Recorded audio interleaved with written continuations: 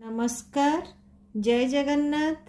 मो बनानी मम्मी दी ढाबा किचन रे आपण मानको स्वागत करुछि। आज आमे आसंतु गोटे ओडिया देसी प्लेटर बनैबा। ता हैला मुग डाली पका खेचुड़ी सहित आलूदम एवं नड़िया पाचड़ी। मुग डाली पका खेचुड़ी केमती तैयारी करिबा आसंतु प्रथमे देखिनबा। एही खेचुड़ी प्रस्तुत करिबा पई मो 100 ग्राम मुग डाली नेइछि एवं 200 ग्राम चावल नेइछि, अरुआ चावल। एहाकु मो भल भाबरे धोई नेइछि। गैस रे एबे आमे प्रेशर कुकर को बसैबा। आउ सेथिरे 2 टेबल स्पून घी दबा। आउ सेथिरे आमे जीरा, अदा छोट छोट करी काटी नेइथिबा, तेजपत्र, कंचा लंका देई गोटे छुंक लगेबा। एहाकु आमे भल भाबरे तेलरे टिके फुटेई नबा।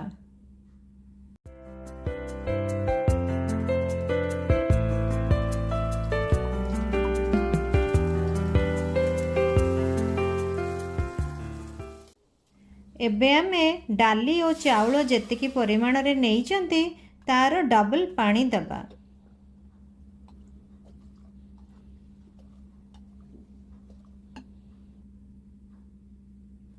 एबे आमे सेथिरे हळदी गुंड, लूण एवं किछि नड़िया कोरा पकेई पानी टिकु टिके फुटेई नबा।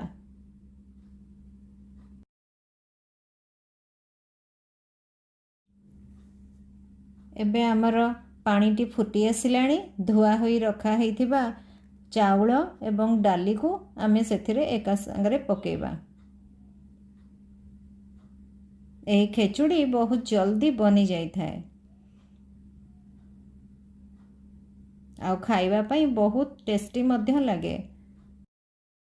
सेथिरे टिके आमे लूण पकेबा। एबे आमे प्रेशर कुकर बंद करी 2टा हुइसिल दबा। देखंतु आमर प्रसाद भली मुग खेचुड़ी रेडी होई जाइछि। एबे आसंतु आलूदम बनैबा। खेचुड़ी सहित आलूदम बहुत भल लागे।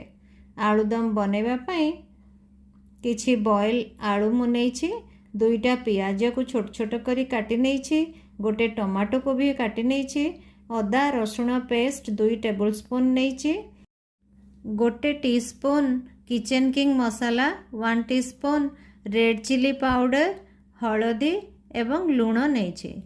एबे आलू को छोट छोट करी काटी नबा। एबे आमे गैस रे कड़ाई बसई 2 टेबल स्पून ऑयल दबा। तापरे टिके जीरा आमे सेथिरे फुटे दबा। तापरे आमे पियाज जो काटी की रखी थिले छोट छोट करी ताको तेलरे पकई टिके भाजीबा। लूण टिके पकई की भाजीबा। तापरे आमे हळदी पकेबा।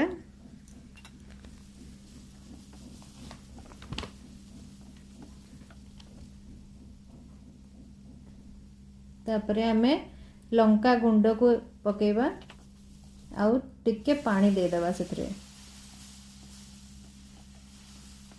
या परे आमे अदा रसुण पेस्ट को देई टिके मसाला को भल भाबरे कसी नबा। टमाटो एबे पकेई दबा।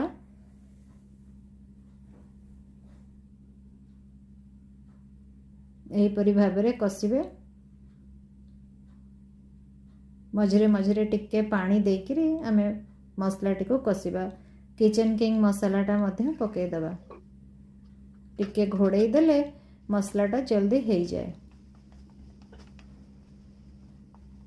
देखंतु मसला धीरे धीरे कसी हेई आसिलाणी।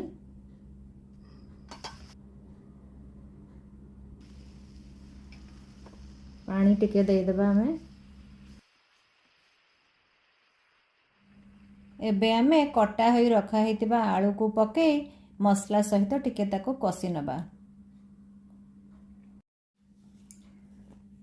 एबे आमे सेथिरे टिके लूण पकेइबा जेहेतु आलूटा पड़ीछि।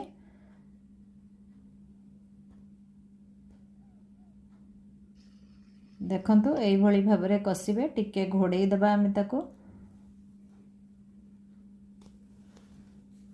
ଏବେ ପ୍ରାୟ ଆଳୁ ଆମର ହେଇ ଆସିଲାଣି। ସେଥିରେ ଆମେ ଟିକେ ପାଣି ଦେଇକିରି ତାକୁ ଟିକେ ଘୋଡ଼େଇ ଦେବା।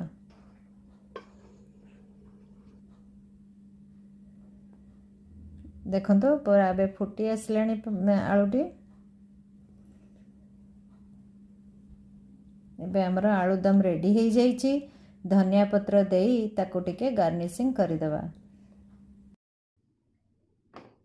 ଖେଚୁଡ଼ି ସହିତ ଆଳୁଦମ୍ ବହୁତ ଭଲ ଲାଗେ। ଏବେ ଆସନ୍ତୁ ଆମେ ନଡ଼ିଆ ପାଚେଡ଼ି ବନେଇବା ଶିଖିବା। ଏହି ନଡ଼ିଆ ପାଚେଡ଼ି ବନେଇବା ପାଇଁ ମୁଁ କିଛି କୋରା ନଡ଼ିଆ ନେଇଛି, ଦହି ନେଇଛି, ଅଦାର ପେଷ୍ଟ ଆଉ କଞ୍ଚା ଲଙ୍କାର ପେଷ୍ଟ ନେଇଛି।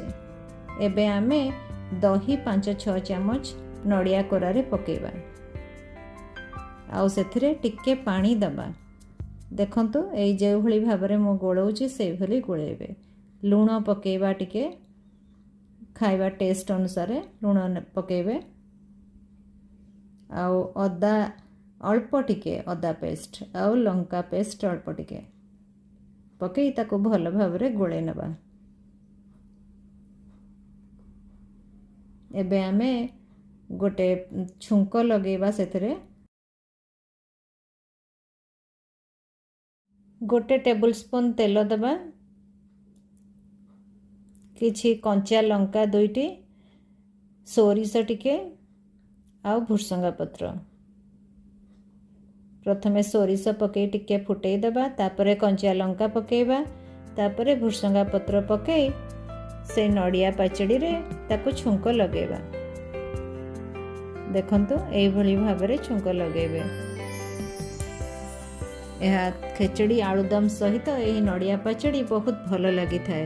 ଏହି ଦେଶୀ ପ୍ଲାଟରଟିକୁ ବନେଇକି ନିଶ୍ଚୟ କହିବେ କେମିତି ଲାଗିଲା। ସବସ୍କ୍ରାଇବ୍ ଆଉ ବେଲ୍ ଆଇକନ୍ ଅନ୍ କରିବାକୁ କେବେ ବି ଭୁଲିବେନି।